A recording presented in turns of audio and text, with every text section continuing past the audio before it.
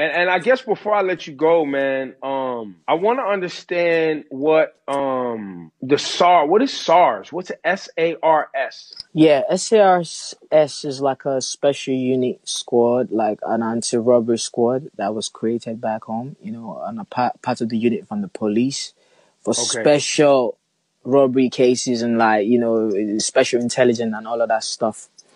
And that's what they're supposed to do. But, bro, since this stuff has been created, they've killed more people, you know. Mm. It's everyday harassment. There's videos online of police harassing young people, man.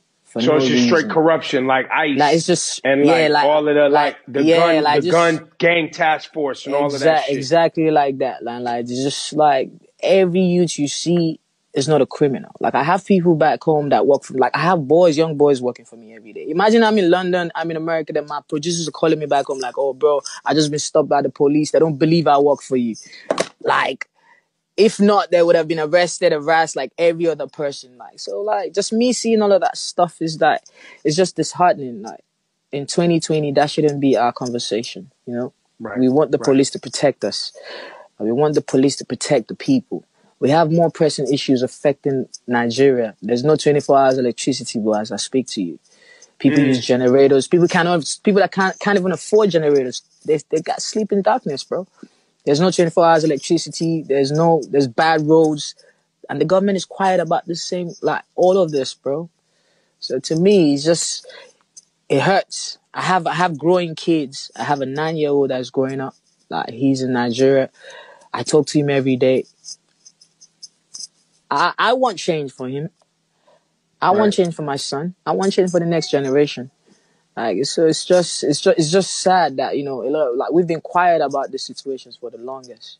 People have been micing words. People don't want to be direct about the conversation. Because of fear. Course, fear, man. They put fear. Yeah. They put fear. Political bullies, man. The president's men. The police are bullying people. 1,000%, bro. Yeah, they bully people all day. Every day. Like they do that, but it's just too much now that I can't even keep quiet about the whole situation.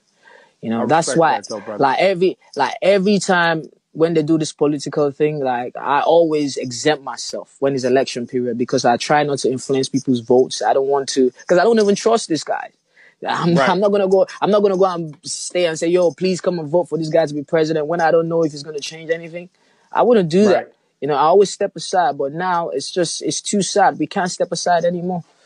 We need answers. We need conversations. The president should speak to the people.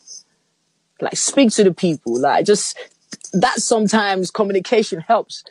Like people are sad. People are hungry, man. People are dealing with more pressing issues. And you see what we're going through over here in the United States. So it's not just Nigeria. It's not, and you know what it is. Can I tell you what it is? A lot of it is they use these tools that, whether it's police, whether it's their political office, whether it's government, to push an agenda that's their own self-interest. Of course, 100%. And to try to shape social behaviors based on what they want society to be, based on their beliefs, not based on what the people want or what makes people happy. And so criminalizing the youth, making the youth afraid, locking people up, keeping the young people, disenfranchised and apathetic and and the more they can keep young people not participating in the system, the more they can do what they want. The more they get to do what they want. The more they get to do what they want. But now it's amazing. Like we have social media and stuff like that. They used to get more educated. Like we are growing up. What's happening is the young, that we are growing up. I was 10 and all of this craziness was happening. Like I'm 30 years old right now. Like, and it's still happening. Like I'm not stupid. I'm going to speak. So we see all of these things and we recognize these things. And I want to say like a big shout out to everybody that goes out to speak for themselves, that goes out in these matches and advocate for real change. Like just keep doing what you do, keep empowering people. And we are all we got. Like we just have to empower and educate people that we can really, really, really do things on our own, man. Like, I be telling people that you cannot let your environment determine your end result. Like, you know, you're a king, you're a queen, man. Don't see no nothing. Don't see no police brutality. Don't see no color. Don't see none of that.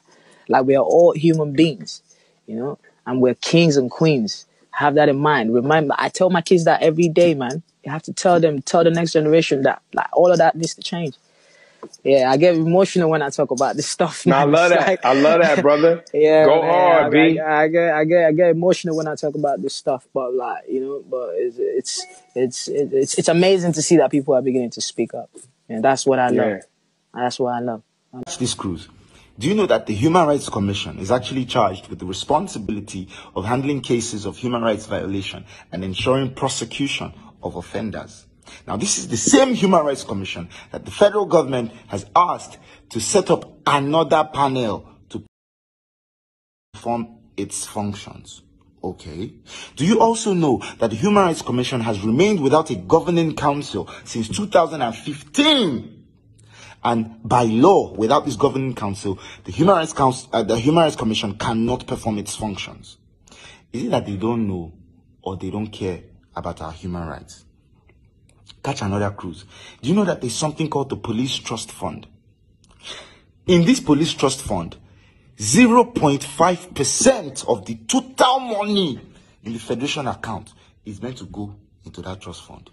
0.05 of the total net profit of all companies operating business in Nigeria. Do you know how much that is? That money is meant to go into the Police Trust Fund. There's a long list of some other things that are meant to go into the Police Trust Fund. Where is the Police Trust Fund? They are not being paid well. Their cars are not roadworthy. The police stations are uncompleted buildings. Police have to convert exhibit for their personal use in the office. It's disgraceful, the state of the police right now. We have to start holding people accountable. That is the only way we'll be able to move forward.